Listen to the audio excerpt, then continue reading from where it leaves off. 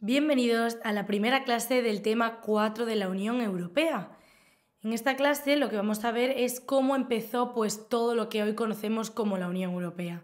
Es el primer apartado de este tema que se centra en la Unión Europea, en concreto en la referencia histórica. Vamos a ver cuáles han sido todos esos tratados que se han ido desarrollando a lo largo del tiempo, últimos acuerdos y también veremos el abandono de Reino Unido de la Unión Europea. Con el fin de acabar con los frecuentes y sangrientos conflictos que culminaron en la Segunda Guerra Mundial, los políticos europeos inician el proceso de construcción de lo que hoy en día conocemos como la Unión Europea.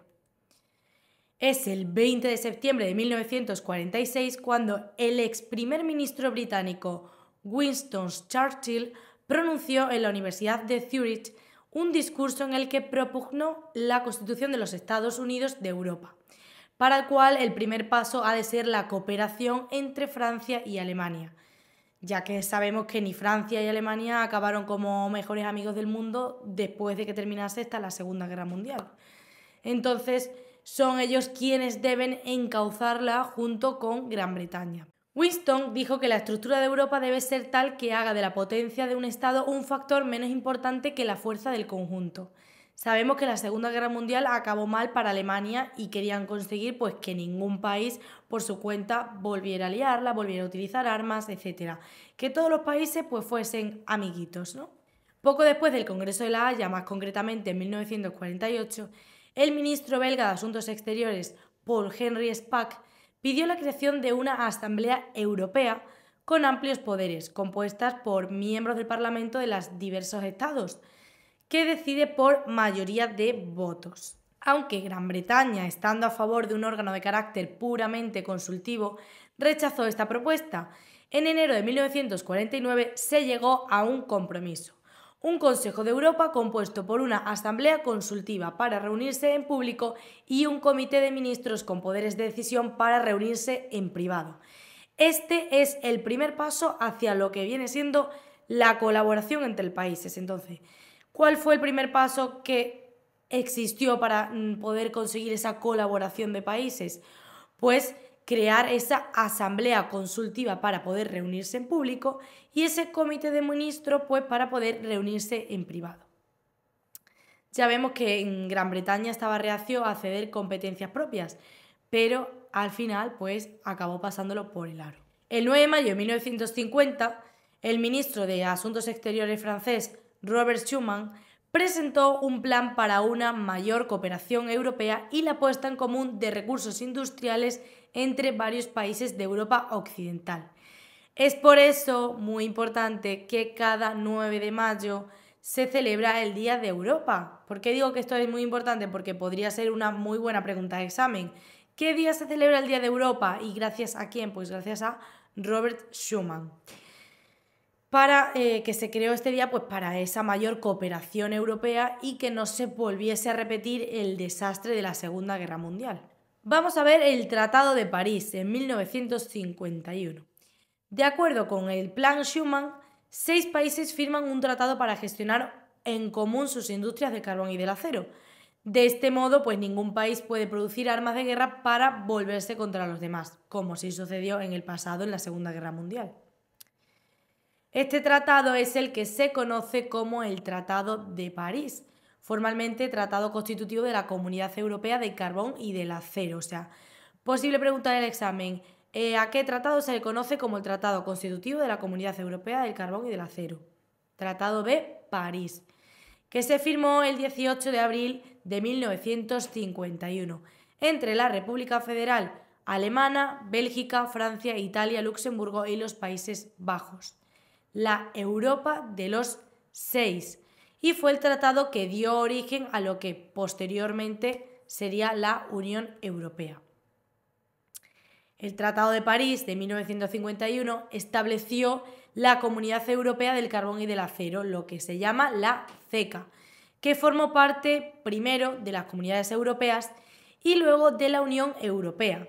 Entró en vigor el 23 de julio de 1952 y expiró el 23 de julio de 2002, exactamente 50 años después de su nacimiento. tal como estaba previsto en el tratado. Las competencias en materia de producción y comercio del carbón y del acero fueron asumidos en ese momento por la comunidad. Mucho ojo tener en cuenta aquí porque una cosa es la firma del tratado y otra cosa es cuando entra en vigor, que esto lo vamos a ir viendo en todos los tratados. En este caso se firma en 1951 el Tratado de París y entró en vigor un año después y expiró 50 años después, ya que es lo que ellos querían. Pues vamos a continuar con el Tratado de Roma, 1957. Basándose en el éxito que tuvo el Tratado del Carbón y del Acero, los 6 países fundadores querían más. Entonces, lo que hacen es que amplían su cooperación pues, a otros sectores económicos y lo formalizan mediante la firma de 2 tratados, creando la Comunidad Económica Europea, la CE, y la Comunidad Europea de la Energía Atómica, Euratom. Estos organismos nacen el 1 de enero de 1958. Los estados de Benelux y Alemania también tenían interés en la creación de un mercado común, a pesar de que Francia se opuso debido a su proteccionismo. Al final, Monnet, una de las principales figuras detrás de las comunidades, propuso la creación de las comunidades separadas, en un intento de satisfacer todos los intereses. ¿Qué pasó? Pues que como resultado de la conferencia de Messina de 1955, Paul Henri Spaak fue nombrado presidente de un comité preparatorio, al que se le denominó el Comité Spaak, encargado de la redacción de un informe sobre la creación de un mercado común europeo. El informe constituyó la piedra angular de la Conferencia Intergubernamental sobre el Mercado Común y Euratom. La constitución de un mercado común europeo se basó en el Tratado de Roma en las llamadas 4 libertades fundamentales. ¿Cuáles eran? Pues la libre circulación de mercancías, la libre circulación de personas, de servicios y de capitales, cuya finalidad era el funcionamiento del mercado común como si de un mercado nacional se tratara. Podemos decir que lo que es la idea del territorio Schengen comenzó aquí, porque como sabéis, lo que pretende es que puedas ir a Francia, España, Portugal, Alemania, sin problema, es decir, como Pedro por su casa, con total libre circulación. Entonces, el resultado de la conferencia fue que las nuevas comunidades compartirían la Asamblea Común, lo que en la actualidad se llama el Parlamento Europeo, con la CECA, ya que con el Tribunal de Justicia. Continuamos con el Tratado de Fusión en 1965. Se firmó en Bruselas este tratado, por el que se fusionan los poderes ejecutivos de las 3 comunidades: la Comunidad Europea del Carbón y del Acero, la Comunidad Económica Europea y Euratom. De ahí el nombre de Tratado de Fusión, porque se fusionan estas 3 comunidades. Y entró en vigor el 1 de julio de 1967. Es a partir de ese momento cuando las comunidades europeas tienen un único brazo administrativo, que es la Comisión, y un único poder ejecutivo, que es el Consejo. Aquí ya podemos empezar a ver cómo va apareciendo el Parlamento, aunque no se llamara así. La Asamblea Común, también la Comisión y el Consejo. Por eso la mención a este Tratado de Fusión, que es muy importante. El 1 de enero de 1973, Dinamarca, Irlanda y Reino Unido entran dentro de las comunidades europeas, con lo que el número de Estados miembros aumenta a 9, con el nombre de la Europa de los 9, y más tarde el derrocamiento del régimen de Salazar en Portugal y el hundimiento del régimen militar en Grecia en 1974, junto con la muerte en España del general Franco en 1975, formaron la Europa de los 12 con la unión de dichos países, Grecia, Portugal y España. Por lo tanto, aquí es cuando sucede esta adhesión de los primeros nuevos miembros. El siguiente tratado, que además coincidió con esa entrada de España y Portugal, viene con el Acta Única Europea de 1986. Aunque los derechos de aduana habían desaparecido en 1968, el comercio no fluye libremente a través de las fronteras entre los países miembros. Los principales obstáculos son las diferencias entre las normativas nacionales. Todavía no estaba eso homogeneizado. Francia tenía sus límites, España, Gran Bretaña y Alemania. Entonces, el Acta Única Europea pone en marcha un amplio programa de 6 años para abordar dichas diferencias y poder crear así un mercado único. El acto, que entró en vigor el 1 de julio de 1987, también da más poder al Parlamento Europeo y refuerza las competencias de las comunidades europeas en materia de protección medioambiental. Otra de las modificaciones más importantes, aparte de la realización del mercado interior, fue la posibilidad de decisión del Consejo por mayoría cualificada en vez de por unanimidad para evitar el bloqueo.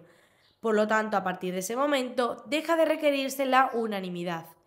¿Qué quiere decir esto de evitar el bloqueo? Pues imaginaos que cada vez que en la Unión Europea el Consejo necesita someter a votación cualquier cosa, si no era por unanimidad, no se podía hacer.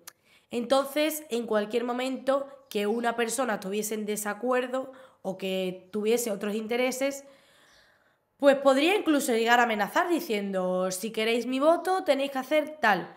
Pues no. Ahora tiene que hacerse por mayoría cualificada, precisamente pues para evitar que suceda este problema. Esto es muy importante, deja de hacerse por unanimidad y ahora pues se requiere una mayoría cualificada. El Tratado de Maastricht o Tratado de la Unión Europea. Este tratado se firmó, pues, como bien su nombre dice, en Maastricht en 1992 y entró en vigor un año después, en el 93. Este tratado marca una nueva etapa en la integración europea, ya que permite la puesta en marcha de la integración política. A partir de ahora no se limita al ámbito económico, sino que también va a ser a la política. En Maastricht se firma el Tratado de la Unión Europea. Esto es un punto súper importante al establecer normas claras para la futura moneda única, para la política exterior y de seguridad y para una cooperación más estrecha en justicia y asuntos de interior. Este tratado, que entra en vigor, como he dicho antes, pues ese 1 de noviembre de 1993, crea oficialmente la Unión Europea. Pasamos de la CE simplemente a Comunidad Europea. Estos tres pilares tan importantes y preguntables son la Comunidad Europea, política exterior y de seguridad común y política interior y cooperación policial y judicial en materia penal. Recordad que son pilares súper importantes y que pueden ser posible preguntas de examen. Se confieren nuevos derechos a los europeos, como son pues la libre circulación y residencia en la comunidad. Y es que los que más tiempo llevéis aquí en la oposición o los que seáis más avispados y estéis ahí pendientes de lo que estoy diciendo y escuchando, pues al ver el año 1992 os tiene que saltar la alarma. ¿Por qué? Porque en ese año se produce lo que es la primera modificación de la Constitución española, de ese artículo 13.2. Porque una de las cosas que la Unión Europea trajo al Tratado de la Unión Europea es el derecho a votar y ser votados en las elecciones europeas municipales del estado en que se resida, que es pues esa modificación del artículo 13.2 de la Constitución española. Por culpa de este tratado, del Tratado de Maastricht, en España tuvimos que modificar nuestra Constitución, ya que no permitía votar y ser votado de un país que no fuese el tuyo. También salió el derecho a la protección diplomática y consultar en el territorio de un país tercero y el derecho de petición ante el Parlamento Europeo, como a presentar denuncia ante el Defensor del Pueblo Europeo. También muy importante que aquí está el origen del Defensor del Pueblo. Después de este tratado, pues vino esta figura del Defensor del Pueblo. La puesta en marcha de un mercado único, el 1 de enero de 1993. Se establece el mercado único y sus 4 libertades: la libre circulación de personas, mercancías, servicios y capital. Desde 1986 se han adoptado cientos de disposiciones legales en los ámbitos de política fiscal, las actividades económicas, las cualificaciones profesionales y otros obstáculos para la apertura de fronteras. Sin embargo, se aplaza la libre circulación de algunos servicios. Esto va poco a poco. La libre circulación sin fronteras comienza en 7 países a partir del 26 de marzo de 1995, que es cuando entra en vigor el acuerdo de Schengen en 7 países: Alemania, Bélgica, Francia, España, Luxemburgo, los Países Bajos y Portugal. Los viajeros pueden desplazarse entre todos estos países sin control de pasaporte en las fronteras, pues como Pedro por su casa, vaya. En 2021 son 26 países los que forman parte del espacio Schengen de circulación sin pasaporte, incluidos Islandia, Liechtenstein, Noruega y Suiza. Y aprovechamos aquí para hablar un poquito del tema de extranjería, ¿no? Luego también, muy importante, que en 2024 las fronteras aéreas y marítimas de Bulgaria y Rumanía también forman parte del acervo Schengen. 1997, el Tratado de Ámsterdam, que se firma el 2 de octubre y entra en vigor 2 añitos después, el 1 de mayo de 1997. Se firma este tratado pues basado en los logros del Tratado de Maastricht, que establece planes para reformar las instituciones de la Unión Europea, dar a Europa un mayor protagonismo en el mundo y dedicar más recursos al empleo y los derechos de los ciudadanos. Como he dicho antes, entró en vigor el 1 de mayo de 1999. Recordar que es distinto cuando se firma un tratado a cuando entra en vigor. Con este tratado lo que quería Europa era no solo tener protagonismo entre los países o los posibles países de Europa, sino pues también lo que pretendía era hacerse notar a nivel mundial.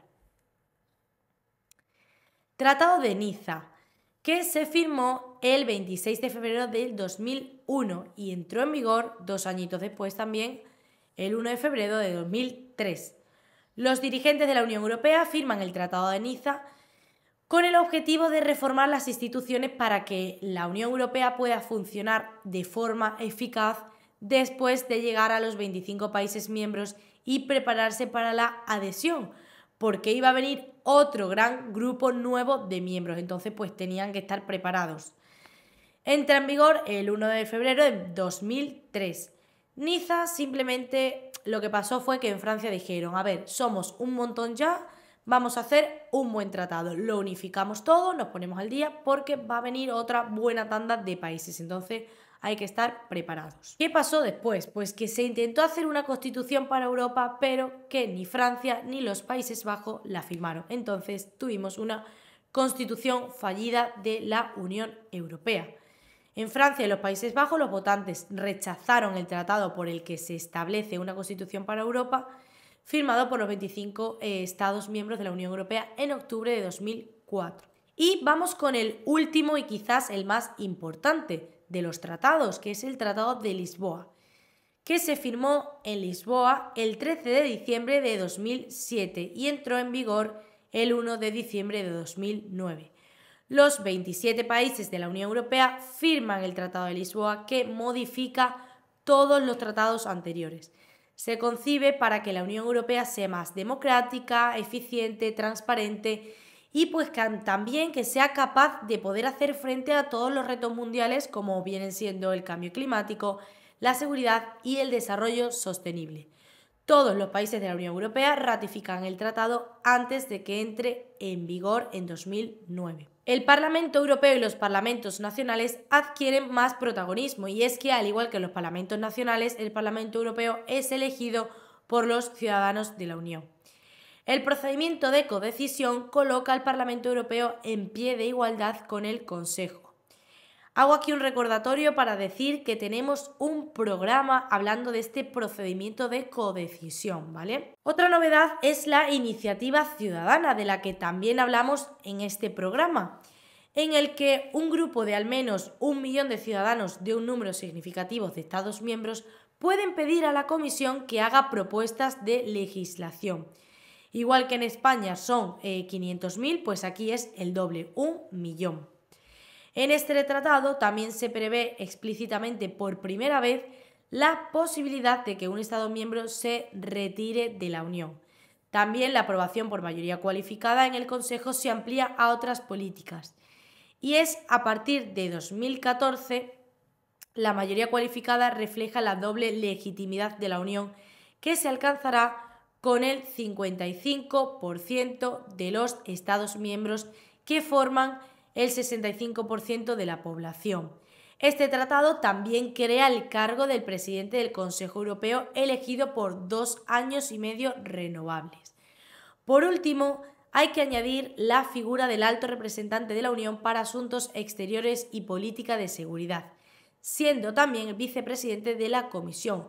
Ojo con ese dato. Y también muy importante porque puede ser pregunta de examen. Ahora veremos después aquellas preguntas que han salido otros años. Pero tener muy en cuenta que el alto representante de la Unión para Asuntos Exteriores y Políticas de Seguridad se creó aquí con el Tratado de Lisboa. La personalidad jurídica única de la Unión fortifica en su poder de negociación, convirtiendo a esta en un actor mucho más eficaz a escala internacional y también pues para mejorar su visibilización para otros países y organizaciones. Como siempre, a partir de Maastricht, la Unión Europea quiere dar un puño en la mesa a nivel internacional y que se le reconozca. Vamos a ver aquí un repaso de lo que viene siendo la línea del tiempo de todos los tratados y otros acontecimientos importantes que hay que tener en cuenta como referencia histórica de lo que hoy conocemos como la Unión Europea. Recordamos que en 1950, gracias a Robert Schuman, pues se creó Europa pues para esta mayor cooperación entre países. Desde entonces, pues cada 9 de mayo se celebra el Día de Europa. En el 51 tenemos el Tratado de París, en el 57 el Tratado de Roma, en el 65 el Tratado de Fusión, que recordamos que también es el llamado Tratado de Bruselas, en el 73 tenemos la adhesión de esos primeros miembros, que son pues esos 3 países que se unen. Luego en 1986 tenemos el Acta Única Europea, en el 92 tenemos el Tratado de Maastricht o Tratado de la Unión Europea. En el 93 tenemos la puesta en marcha de un mercado único para unificar este mercado, ¿no? En 1996 tenemos la circulación sin frontera en 7 países, entre ellos España. En 1997 tenemos el Tratado de Ámsterdam, en 2001 el de Niza, en 2004 fue esa constitución fallida y por último el Tratado de Lisboa que fue en 2007. ¿Qué pasó el 23 de junio de 2016? Pues que el Reino Unido vota a favor de abandonar la Unión Europea. En un referéndum celebrado en junio de 2016, el 52% de los votantes del Reino Unido vota a favor de que este país pues abandone la Unión Europea tras más de 40 años como miembros, que se dice pronto, pero son 40 años. Entonces, el Reino Unido abandona la Unión Europea el 31 de enero de 2020. Hasta aquí esta primera clase del tema 4. Vamos a terminarla con 2 preguntas oficiales que han caído otros años. Esta pregunta que cayó en la escala ejecutiva en 2019 decía que se denomina Tratado de Fusión al Alfa, al Acta Única Europea, Bravo, al Tratado de Maastricht o Charlie, al Tratado de Bruselas. Como he dicho antes, se le conoce al Tratado de Fusión como el Tratado de Bruselas. Otra pregunta que cayó en la escala básica en 2016 decía: la figura del alto representante de la Unión para Asuntos Exteriores y Política de Seguridad se creó con el Tratado de... Recordad que os he dicho, muy importante, pues esta figura se creó con el Tratado de Lisboa. Y hasta aquí esta primera clase, espero que os haya gustado. Recordad que tenéis muchísimo más contenido en la web oposicionespolicianacional.com. Tenéis un montón de programas y de esquemas sobre la Unión Europea, que nos vemos en las siguientes clases de este curso de la Unión Europea y como siempre que si tenéis cualquier duda pues me tenéis disponible por el foro de Discord. ¡Un saludo!